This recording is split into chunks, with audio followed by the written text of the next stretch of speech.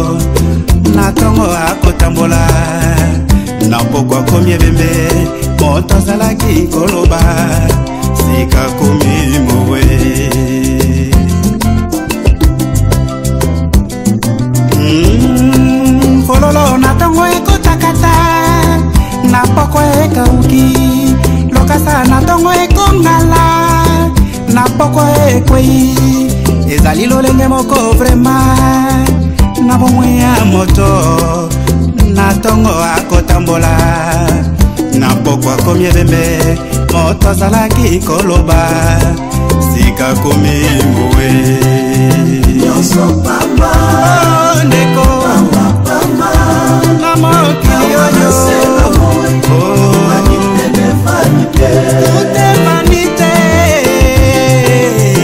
vanité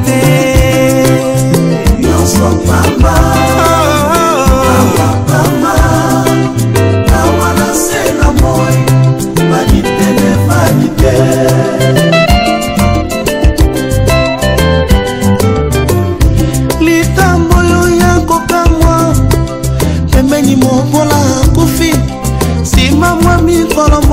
na balabala sima mvua mape akufi nokanya mape akokufaka ekomi likambo akokamwa elekeli mayela bato biso nyonso benzela moko ye kasi nzela ya solo ye nzela solo mpe bombo ye ezali mpe yo Yesu Kristo ye nobila biso eternité ntango epesameli biso ye tosala shwa nyonso pamba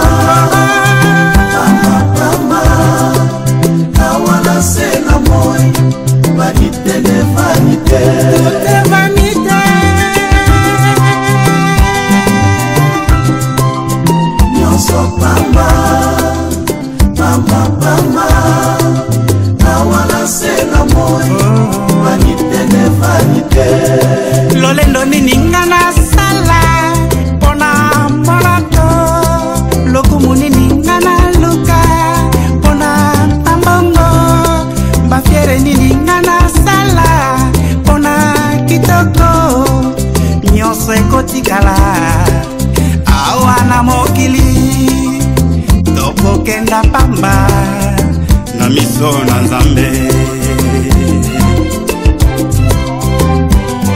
Solo ndeko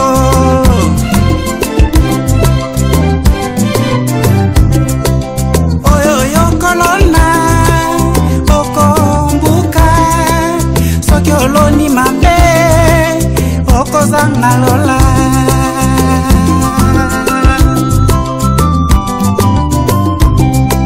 na tango ozali na bama panga nzambe simaliwa ndeko ngolu ezali te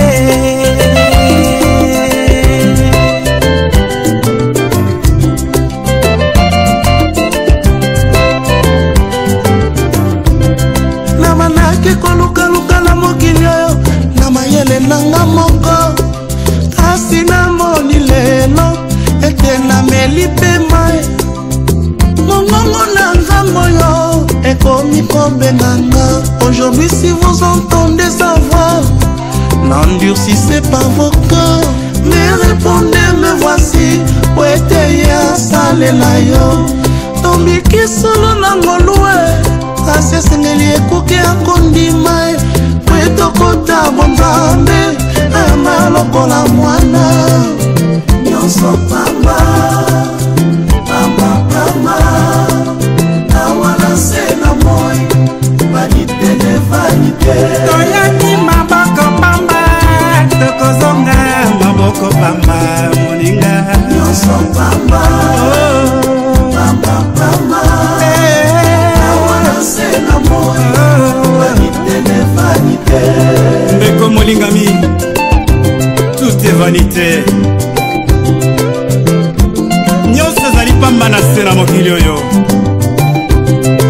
ezali na ntina te kosala lolendo mokili oyo tozali kobika tokutaki yango mpe mokolo moko tokotika yango tokozonga pamba liboso ya tata sosola molingami. Ah oui, je suis là, Nazawana, Tonobi, numéro 75, Yayo, famille Zobete numéro nini, Ezali Makambu ya famille, et phénomène Makiona, Ndege na Lobi, et Ebomi Libala, et Suki Kakate, Nakoboma Libala, et Yekoboma Oyo Ezali, Mutu Mwasi ya Libala Akufi, Akundani, Namukola Lelo, le 20. Et Akundani Namukola Lelo, le 20 avril. Lelo Tozali, le 20 avril. Awa Nabapoto, Awa, Mwasi ya Libala, Akundani. Bandeko Eza Pasi. Yesu azole ba mutu akovivre kakana kuanga te kasi na maloba na nzambe na ba église biso tozokende na yebite lelo oyo église evandi na foi oyo ezali na ba prophétie na foi oyo ezali ya ba prophétie phénomène makiona ezali ba faux prophétie ba manipulation ba faux miracle kati na église na acte des apôtres tout le monde a yango esprit à Python. Donc esprit à Python kati na église et non seulement ba makionnaire wana ba faux prophète wana lelo tout lingi prophète ministère prophétique na lobi yango te eza ko pesa prophétie ça n'a rien à voir na ko pesa prophétie mais ministère prophétique ezali enseignement prophétique si réellement ozali prophète te ya to yoka yo poto comprendre ba flou ya ministère prophétique. Ministère prophétique, ça n'a rien à voir na prophétie, ça n'a rien à voir. Il y a enseigné message prophétique. Il y a 5 livres prophétiques.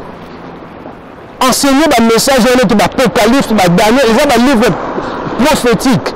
Ça n'a rien à voir na la prophétie. La prophétie est allée donc pour l'église, pour le moutonnier sur 4 l'église. Surtout, peuple africain, peuple congolais olingi oyezali bayebisa ye tata mwasi na bino azosala ye boye olingi bayebisa ye noko na bino ye nde ndoki olingi bayebisa ye ndeko na yo wana ndoki olingi bayebisa ye basala ye bonganga sikoyo ba faux prophète ba escroc ba lourd ravisseur oyo yesu azoloba bazali kati na biso ba mercenaire bakosala nini bakomprendre kaka ke posa ezali bayebisa yo, c'est-à-dire bayebi ke peuple africain, peuple congolais alingi bamanipuler ye, aza facile à manipuler, alingi bayebisa ye eloko oyo ezosepelisa ye na memona ya osala nini ayebisa yo eloko oyo ezosepelisa yo. C'est ça la phénomène qu'on a. Kokosa makambo ya lokuta na vie ya bato. Okamati mutu okoseli ye kiazandoki. Okamati mutu okoseli ye abangaka nzambe te azongisaki asalaki boye makiona. Okamati mutu otali problème ya nango okoti kaka na problème wana. Omoni problème nous nango. Noko na bino na mto asala omona noko wana to papa leki wana to tata mosana zana mosala nzambe. Mais tala mission ya diable kati na église ko bebisa ba témoignage o ezali ya bato to pe kati na famille. Ko bebisa o ezali ba témoignage ya famille to pe ko panza o ezali ba famille. Bien aimé, essayez vraiment ko lamuka. Ko lamuka. Parce que Nzambe abengi biso pona bolamuka lobi réveille-toi toi qui dors. Toyoka église te potozala basé to pe fondé na ba prophétie. Mais toyoka église potozala basé to pe fondé na la parole de Dieu. Parce que nous doit vivre kaka na la parole de Dieu. Ceux qui oyebi maloba ya Nzambe te, to oza na foi na maloba ya Nzambe te, ozo jouer double jeu. Côté église, le côté bamaquionnaire, côté ba faux prophète, côté banganga.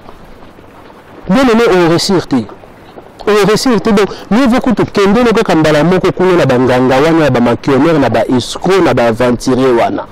C'est-à-dire, le mot où l'église, le fait que tu benga mi ba sœur en Christ, tu benga ba frère en Christ, pour te pesa yango sens que na ke na ngata ba marabouté, mais na ke pas ba prophète. Et pesa ka pas ba prophète. La phénomène makiona eboni libala et puis et panzi eboni libala et puis eboni moisi eboni moto bien aimé na la blague te na zolo ba makambo vraie histoire oyo et salami na mboka Europe oyo tozali to ba na continent Europe oyo tozali topé na ba mboka oyo tozali mutu ndeko mama oyo akundami lelo le 20 avril akundami lelo. Qu'est-ce qui s'est passé au juste? Parce que dans le balobaka ka phénomène makiona famille et tout. Ndeko oyo abelaki. Pourquoi les soki na bishop africain to pe na ba congolais plus précisément. Soki moto abeli et komi na kamba banduki. Soki kaka okobela kutu te. Soki kaka moto abeli et komi na kamba banduki. Ndeko abeli maladi moko grave o maladi wana ebiki sakate maladi wana ebiki sakate cancer mais yemoko bien qu'azalaki dans le Seigneur to pe na kati na église mais azalaki aussi na foi na ba prophète, c'est-à-dire ba prophète soit disant ba koyebisa nga makambo nani asali nga boye nani baka nzamba no baka te tata mwasi na yo bien-aimé ndeko zolanda nga soko yoki mosala nzamba zoloba na yo problème oza nango ewuti place boye mutu be moto asala boye, c'est-à-dire ça c'est le python. L'esprit ya python aza faux serviteur faux servante aza na nzambe te soki azalaka na nzamba tika nzambe déjà kala atika déjà nzambe kala oh tata mwasi na bino mtante nzamba le babon te nzambe posa nous la solution pour okende pas ba prophète soit disant banganga na yo ba le ba non zo sala est-ce que solution est bonne na yo guérison maladie na yo pour nous te ma guérison maladie na yo que ba le bela yo tata mwasi na yo mama le ki no konde mtosala beto ya yande to le ba no mtosala beto mwasi no mtosala boy. Pour le dire que ça y est dans la même guérison. On dit comment le diable joue avec les gens. On dit comment le diable a manipulé l'église. On dit même dans le cambo je sais que ça y est que tata moi aussi na yo maman nani na yo mobali na yo pour la n'était pas guérir rien dans la moko. Bien aimé, réveille-toi. Pour la n'était pas ça y est solution. Nous sommes dans le baka que veux-tu que je te fasse? Nzamba no barate tata mwasi na yo. Oyo moko na yo mo banne nem tazandoki. Oyo mwasi nembe mtazandoki. Oyo tata mwasi na bino nembe mtazandoki. Problème de na tata mwasi non. Nzamba no baka que veux-tu que je te fasse? Que veux-tu que je te fasse? Que veux-tu que je te fasse? Que veux-tu que je te fasse? Nzamba kuta na Bartima le dit que veux-tu que je te fasse? Akuta na ndeko oyo na piscine à Bethesda alors qui était que vendre pendant tout ce temps oyo et moko maman neki boye. Ça c'est le diable, c'est ce que moi je faisais. Ça c'est le diable, l'esprit de Python, la manipulation. L'esprit de Python est zakakate comme utasimba kisi. Non. Et ça manipulation, l'esprit de manipulation, l'escroquerie, c'est-à-dire il faut enlever la vie d'abîmer comme ils ont peur ça, il y a sentiment là, et le corps est lingi, on y kake, tata moi si, le bal n'a pas mis ça la libre, moi si n'a pas mis ça la libre, moi n'a pas mis ça la libre, moi qu'on a vu ça mis ça la libre, pour babiner son bon bien, le but c'est ça, babiner ça yo rien que bongo, bah ça ventirer na yo, bah ça miser na yo, rien que ça. Phénomène makena ezalaka à l'époque bangunza banganga tout ça batuana nyoso beaucoup la comprendre que bana nzambe batuana mukili lele bayebi nzambe bayena bango na église bango pe basami bayena église et non seulement batuana mais aussi ba ventirer vie passe banati bakomba ba prophète banati bakomba ba serviteur de Dieu vie difficulté Congo misala les ateliers comme ça tout ça qui a boy. Pourquoi les apôtres ont moins d'abino koana? Message aux en Afrique, il y a d'autres en apôtres. Pourquoi? Donc, va comprendre faiblesse. Donc, nous tous sommes à joyeux bien à comprendre faiblesse na yo. Ce que comprendre faiblesse na yo, et que permettre à joyeux bien. Donc, maman oyo, malgré que ça n'est qu'au sein de là, à luki nzela malade wa kutana na ba prophète luka banganga mais na sous forme ya église na sous forme ya basali na nzambe o ba mibenga ba prophète et ba prophète wana ba komeka ko dimisa ba mbongo ba komeka ko dimisa ba mbongo ko pesa yo ba prophétie ya lukuta le bali ne nta osalo boy famille le bali na yo moi si l'un de nous t'as boy famille moi si na yo tata moi si na bino nous t'as boy famille tata moi si na yo ba noko na yo ni camarade na yo wana au moni boy ça tout ça ils en habitent ba détruire ba bimiso mbongo ba manipuler totalement c'est-à-dire ba jouer déjà en prison bango endeko oyo ba chimie ba bengi mbongo et moi qu'on a besoin de passer ba makina wana ba faux prophétie wana et ça nini et kaboli famille même bana balingi ko sentir papa na bangote ça c'est la malédiction ça c'est-à-dire de côté ici la malédiction ndako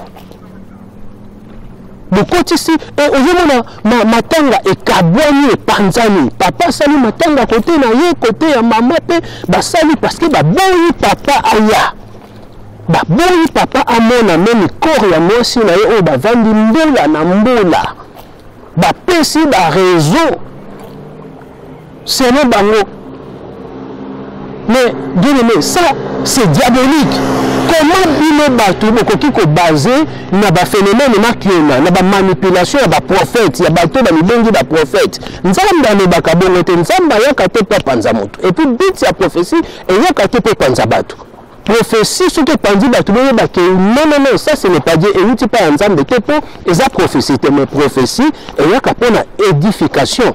Il y a famille qui peut aller botter, il y a corps qui Christ prophétie et il y a capone qu'on peut sa kino, pour qu'on peut sa solution et il y a capone à aimer ma bateau la sortie et non que détruire bateau. Donc le cimetière, n'a connu le cimetière, bah si bakunda qui kala entre temps à la Europe bakunda ba 11h midi. Mais 10h déjà bah si bakunda qui le connu le cimetière bateau belé bah se retrouver dans le cimetière et je vois que comme si sans trace enterré za la quitter. Comme si sans trace mais moto on a qui moto ya bateau belé. Bien aimé, ils n'ont pas ces opés, ça kanda, comment qu'on a un esprit à basse boye, comment qu'on s'est baissé tout le niveau où les familles, en dernier tout la famille, en dernier le peuple congolais. Communauté où ils ont kende, où il y a besoin basé, il y a des prophéties, besoin basé la makena, c'est-à-dire le système à bonganga. Pour y être dans le chocolat, il y a des vins. Pour y être dans le chocolat, il y a des parce que dans le monde, belingi ba yebisa bino ke omoni ane oyo omoni boyi olingi ba ndeko Accroche-toi dans la parole de Dieu. Vanda dans Nzambe, linga Nzambe, banga Nzambe. Zala na vie de prière. Zala na vie à se communiquer dans Nzambe. Médite la parole de Dieu. Mais toujours qu'il y a des églises pour le sentiment, pour la formalité, bah mon akina sambela, naza prophète, naza pasteur, naza évangéliste. Ce n'est pas ça. Mais tant le problème est quoi, toujours luka banganga. Tant le problème est quoi, toujours luka ba prophète, ba leba, ba sakola.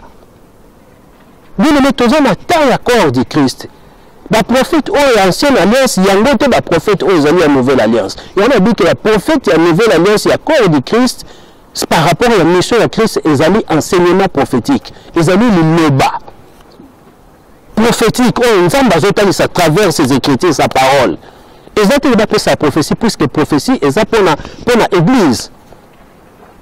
Donc là, on a relevé la sujet où ils ont même les prophètes. Quels sont les fruits du ministère prophétique? Mais phénomène makena, ils ont phénomène moko, il y a manipulation, il y a venturier, na Kishasa presque Kishasa tout et comme makena. Makena c'est-à-dire on peut qu'on soit mais tout le monde a beaucoup le connoté. Mais les yeux même sous la maluku na mboka mo musika de yé na ye. Na église na campagne, le pasteur assemblée pas le toabiki. Alors qu'azani kokate. Azani handicapé, azani kokate. Au moins le tout le monde de yébi déjà que non. Na nombre autant na mois boye dans 3 mois 6 mois na koya campagne on ça la campagne na mboka de place bo kamati moto wana azu par na ye mbongo na boyo kanye yesu kwa se déguiser le talibema avant d'avoir place wana bato pe ba monaka croyez que ça le talibema OK le talibema te azola ka tango ne koka aya pasteur ya basala masolo pasteur peut tango ne koya aleki wana toni ya moto noni le talibema abondeli pe le talibema biki OK le talibema te c'est dire makena azali le talibé mati azwaki les jambes na yeba yokalaki mais eloko moko te tikala kana nkuku le phénomène oyo Kishasa to na koyiko ba 99% Kishasa to makena na makena ba venturier na yebiti donc makena ba ventir et le qui trop na musala ya Nzambe bozo bino ba faux prophète bozo boma bala bozo boma bato bozo boma ba famille maman oyo peut-être akana ko kufa lelete Nzambe ko kai susu ko poussa ye mais na ba souci na ko mitungisa ma panique ya nyoso ba manipulation de tir ba problème et donné o famille boye famille mobali o kotisi de panzi bana balingi ko sentir papa te ba komi papa, ça c'est la malédiction. Ça c'est la malédiction. Sans rendre compte que même les bino bana bozali na avenir, le bibo lukako bala bozala toujours na besoin papa. Le bibo lukako sala boy, besoin qui sa bozala toujours. Le bibo nzela o papa le ki bino pe le kawana ba problème okuta ni nango. Bino bino ko kuta mana ba problème na ndenge na bino. Mais ceux qui me mènent surtout les Cambodgiens zali ya liwa basakana na ngote. Yizulu na bina ni Cambodgiens ndeko. Yukaniso tika na libanga to ni te.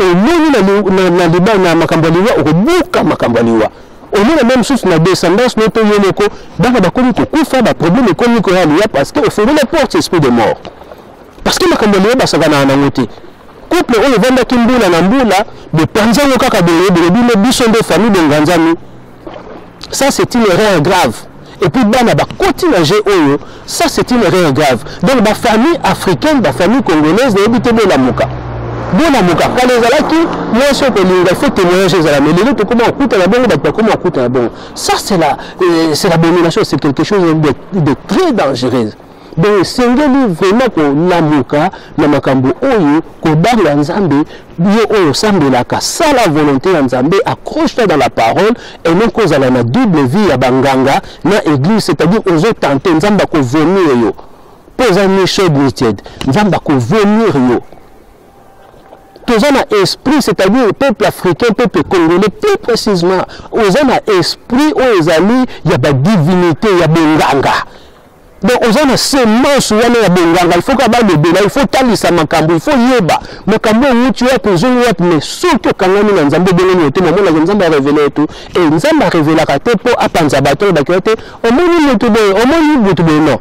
Nzambe a la qui sont motoboye, mais la but était que yo opanza famille, non? La but était que yo okende ko boma okende ko sala nini non mais Nzambe ala kisho nguna na yo et moko nyoso oyo eyaka pe panza bato ce n'est pas Nzambe eloko nyonso tala matanga ekomi yiki ozomona oyo matanga ya ndenge nini pour la première fois na mona makambo ya boye oyo matanga ya ndenge nini oyo likambo nini boye pour la première fois ti omona na cimetière alors esalami non 20 avril na cimetière omona bandeko kote mwasi auti akufi bazokunda ye azosaka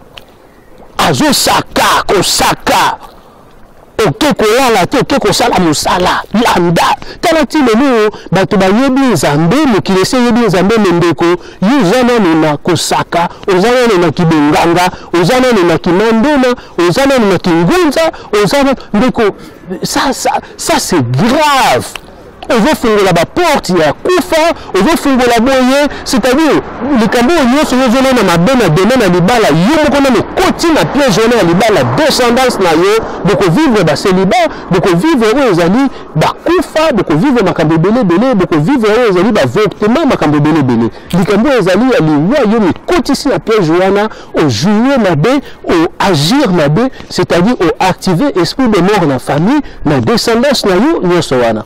Ndeko, la communauté congolaise, repentez-vous. La phénomène Makiona et Bomi Libala et Bomi Mwasi. Le nom Mobali s'est retrouvé boy. Nulle part. Ndeko Zamawa et Zapas. Ezamawa et Zapas. Quel que soit ma baie à Mondenini, tant que l'Iwa et Zali, tant que l'Otakufi, et comme Rasikoyo, ma famille et Vanda. Les deux familles. Bosolola, comment makambo koleka, comment te enterrer nano, et puis te vendre les choses parce que tu as le batbalingana qui m'a bat bavandaki. Pour la même siko et souki boyeto et souka boye parce que pire mokoye entre temps les balles là pour le meilleur pour le pire. Et puis les balles les années mokoye concernant famille. Et même beaucoup de la famille, les balles les années concernant famille.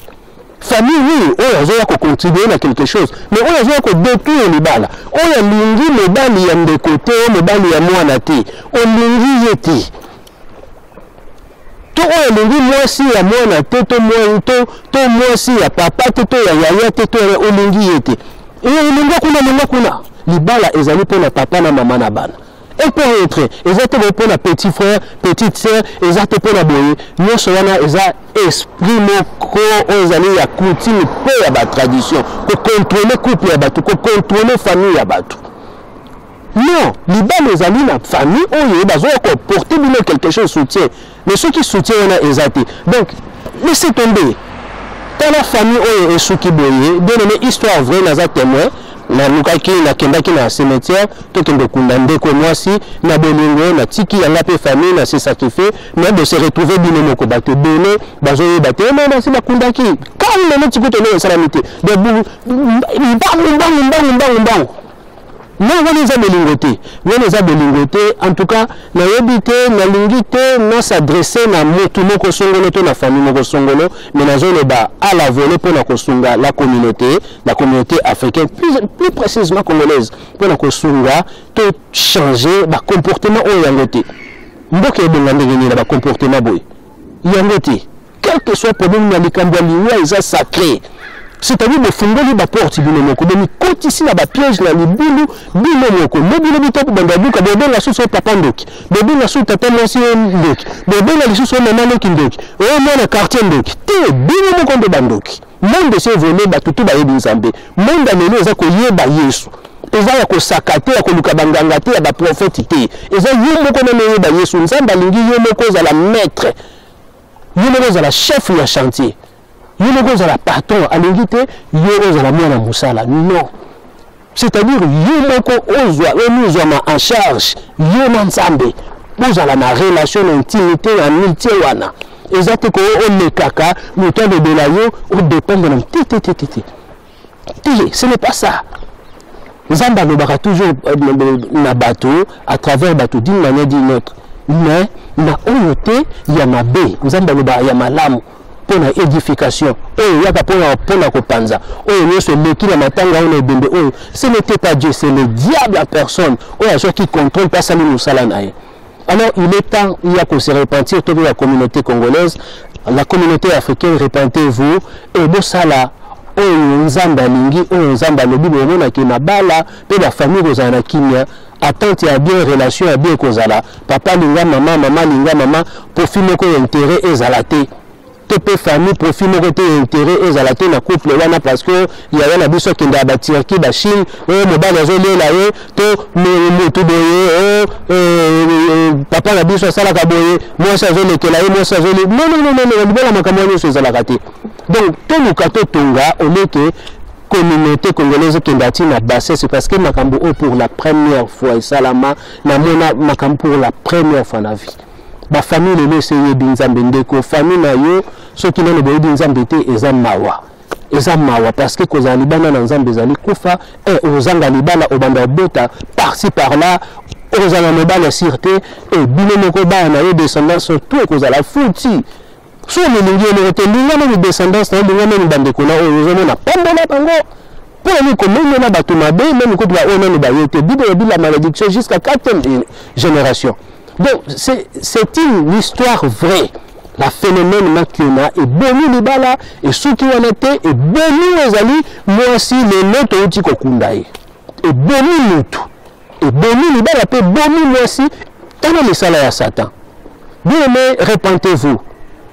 La communauté congolaise, la famille, repentez-vous, bon luka yesu, bon luka vraiment konye banzambe, konye bamano banzambe, bon agir selon la parole de Dieu et non selon les coutumes et la tradition. Eza makambo kala tozwaka oya malamu, oya mabe tozwaka te. Na ba coutume na biso la tradition na biso ya malamu pezali. Mais te revenir sauter ya mabe, il faut toujours ya malamu. Il faut toujours ya malamu. Oya makambo bokoko, oya bani te revenir ya malamu. Mais il ne peut pas amener à autorisation, c'était autorisé malade pour avoir le camarade. Il faut conscience de ça, il faut la moutou. Nous connaissons les gens à la maloba, et c'est les gens à la moutou, et c'est les gens à la. Au moins, nous connaissons la parole, au lieu qu'ils ont maloba, la fameuse autorité, rien à la autorité. Bien aimé, eza passe, non, le bamakambo avec Kanda, il y a vraiment la faux serviteur, il y a une réputation, la salle ensemble et solo, les gens ont déjà pollué, Congo, RDC, phénomène makiona, il y a batoussou, la poto, la prophète, voire même la pasteur, voire même la carte église, la prophète, la bango na Kishasa, même dit, il y a un kambamo pour la prophète wana. Banganga na bango, donc, sous forme kaka na église, parce que Congolais a mesana na ba coutume ba tradition a mesana ya benganga a mesana ke ba loba ba saka ba sakola ye ba loba bien les mawa donc diable a ko frapper facilement a ko manipuler facilement yango ba famille komi ko kabwana bato ba komi ko kufa parce que bozo fungola ba porte chef ya famille Zanzambe eza Yesu Masia ninga yenda za chef ya famille na bino yoko ninga te ko bima chef ya famille na famille ya bato na couple ya bato ngande chef ngane na décider sur bango lokola yene to bengi sakae olingi yende décider kapona e non c'est l'abomination au moins mon sala Nzambe non c'est l'abomination chef ya famille azate chef ya famille zali Yesu yenda zali chef ya famille repentez-vous et nous quand salami o bandeko bo sali yenyo ce problème ekutama na yoto o sali yango yeso ninge mingi repends-toi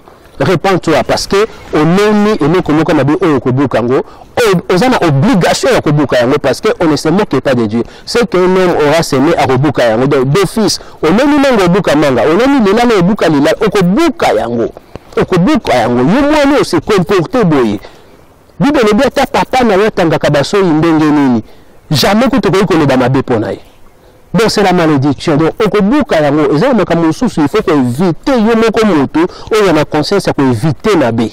Comme on a na bé la musique, quelque chose dans sa na bé, so éviter na yo. Surtout na mikandani ya maman azali sosuti, botika na papa, bo rejeter na papa. Bien aimé, ezamawa, famille Panzani et famille à la briser kakaboye, à la détruire kakaboye.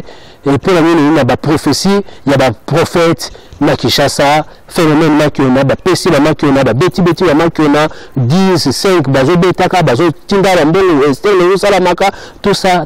Pendant qu'ils ont eu Nakishasa, Nzamba, en Europe.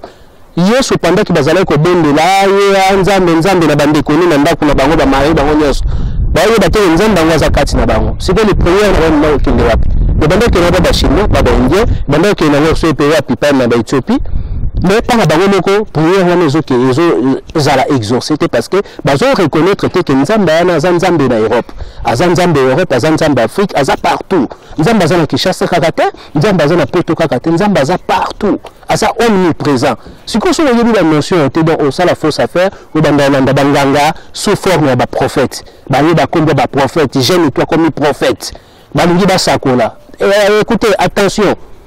Na kebisibino bino ba jeune prophète ou topé ba prophète ou quoi na kebisibino nzamba en frappé bino parce que bezo ya ko suyer o ezali temple ya nzambe bezo ko suyer ezali corps du Christ nzamba ba aventure te yo ozo sala ba phénomène makona ozo sala ba aventure pour ko détruire la famille ko détruire la communauté yeba que ane o ekosila te nzamba en frappé yo nzamba zo frappé yo.